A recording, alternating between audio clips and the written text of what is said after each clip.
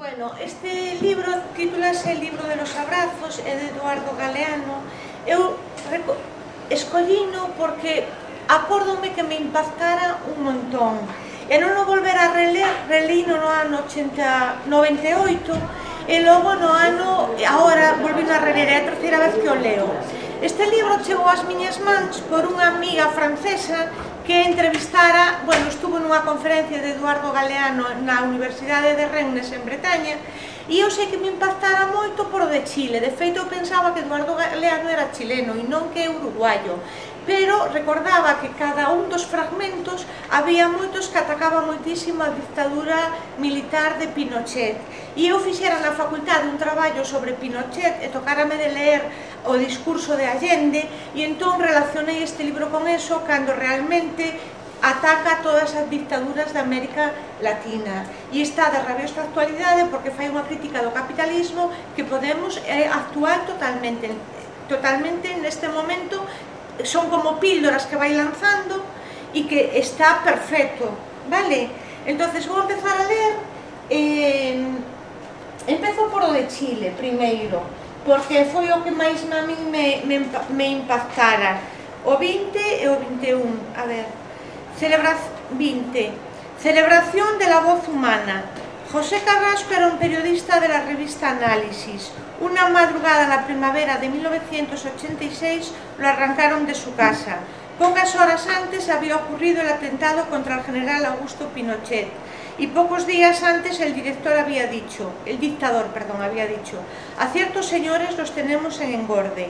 Al pie de un muro en las orillas de Santiago le metieron 14 balazos en la cabeza. Fue el amanecer y nadie se asomó. El cuerpo estuvo allí tirado hasta el mediodía. Los vecinos nunca lavaron la sangre. El lugar se convirtió en santuario de pobrerío, siempre cubierto de velas y flores. Y José Carrasco se hizo ánima milagrera.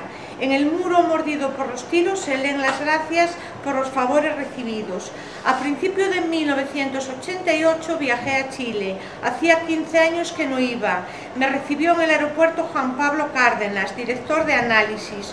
Condenado por los agravios al poder, Cárdenas dormía en la cárcel. Todas las noches a las 10 en punto entraba en la prisión y salía con el sol. También sobre Chile, crónica de la ciudad de Santiago. Santiago de Chile muestra, como otras ciudades latinoamericanas, una imagen resplandeciente. A menos de $1 por día, legiones de obreros le ilustran la máscara.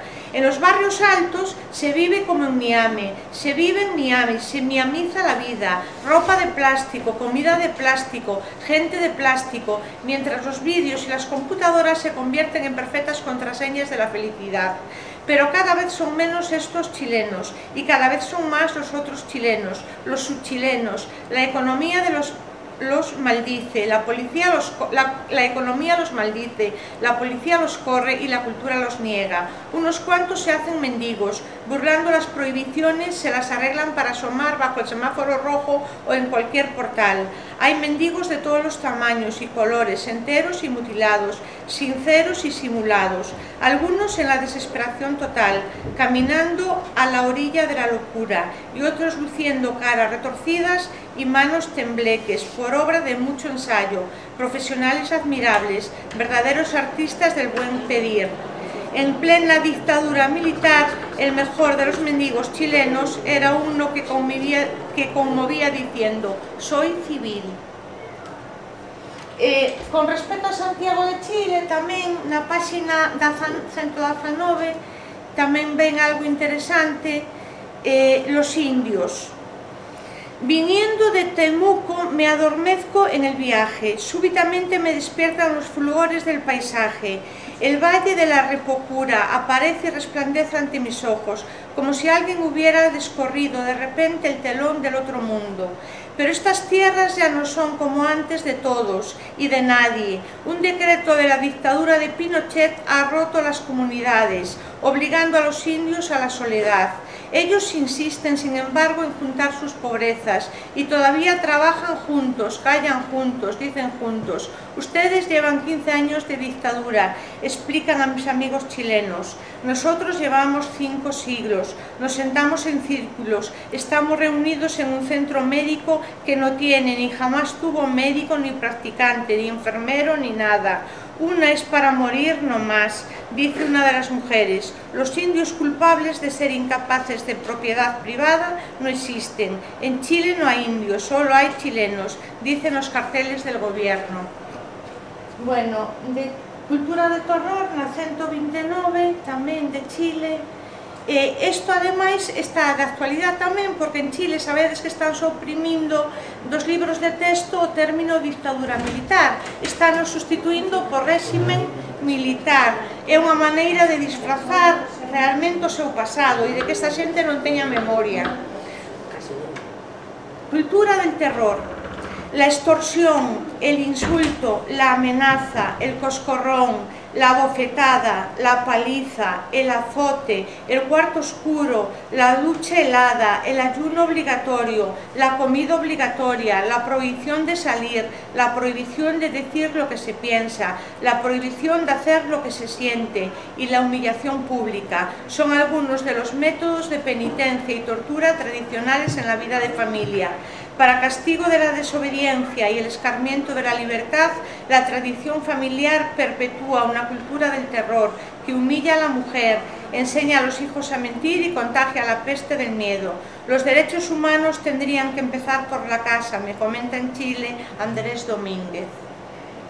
Despois, algunhas que son como fragmentos interesantes que me recordan a pintadas que había cando nos estudiábamos nas paredes e que fai reflexionar moito isto. Dicen las paredes: en Buenos Aires, en el puente de la Boca, todos prometen y nadie cumple. Vote por nadie. En Caracas, en tiempos de crisis, a la entrada de uno de los barrios más pobres, bienvenida clase media. En Bogotá, a la vuelta de la Universidad Nacional, Dios vive, y debajo con otra letra de puro milagro. Y también en Bogotá, proletarios de todos los países unidos, y debajo con letra último aviso. Tamén, a ver, un momentinho.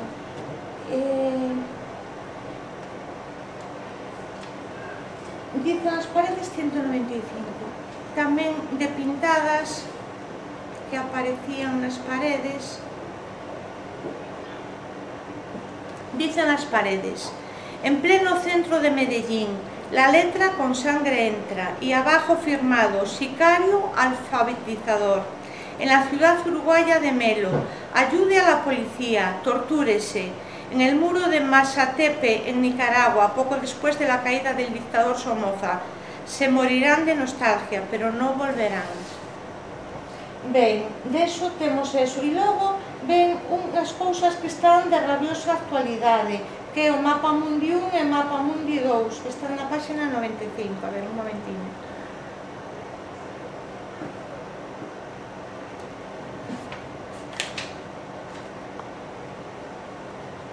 Mapa Mundi 1. El sistema, con una mano roba lo que con la otra presta. Sus víctimas, cuanto más pagan, más deben. Cuanto más reciben, menos tienen.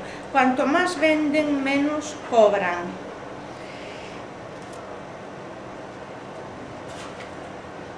Al sur la represión, al norte la depresión. No son pocos los intelectuales del norte que se cansan con las revoluciones del sur por el puro placer de enviudar. Prestigiosamente lloran a cántaros, lloran a mares, la muerte de cada ilusión, y nunca demoran demasiado en descubrir que el socialismo es el camino más largo para llegar del capitalismo al capitalismo. La moda del norte, moda universal, celebra el arte neutral y aplaude a la víbora que se muerde la cola y la encuentra sabrosa. La cultura y la política se han convertido en artículos de consumo. Los presidentes se eligen por televisión, como los jabones, y los poetas cumplen una función decorativa. No hay más magia que la magia del mercado, ni más héroes que los banqueros. La democracia es un lujo del norte. Al sur se le permite el espectáculo, que eso no se lo niega a nadie, y a nadie molesta mucho. Al fin y al cabo, que la política sea democrática siempre y cuando la economía no lo sea. Cuando cae el telón, una vez depositados los votos en las urnas, la realidad impone la ley del más fuerte, que es la ley del dinero. Así lo quiere el orden natural de las cosas. En el sur del mundo enseña el sistema. La violencia y el hambre no pertenecen a la historia, sino a la naturaleza, y la justicia y la libertad han sido condenadas a odiarse entre sí. Bueno, voy a beber un poquito.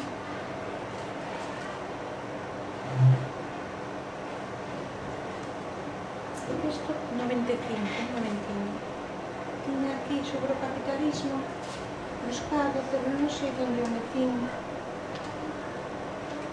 A ver, los nadie tamén, este tamén é interesante. Los nadie. Sueñan las pulgas con comprarse un perro, y sueñan los nadie con salir de pobres. Que algún mágico día llueva de pronto la buena suerte, que llueva a cántaros la buena suerte, pero la buena suerte no llueve ayer, ni hoy ni mañana, ni nunca, ni en lloviznita cae del cielo la buena suerte. Por mucho que los nadies la llamen, y aunque les pique la mano izquierda, o se levanten con el pie derecho, o empiecen el año cambiando de escoba.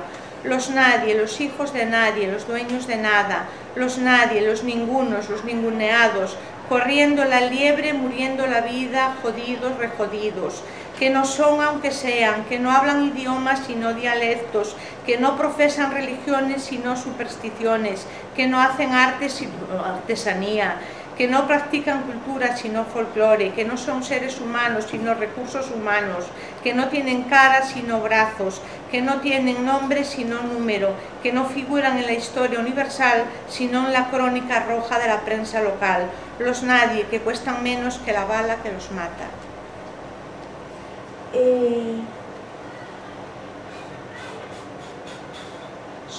Hai un de Galicia que non está correcto, pero vou non ler, porque me pareceu interesante este tamén.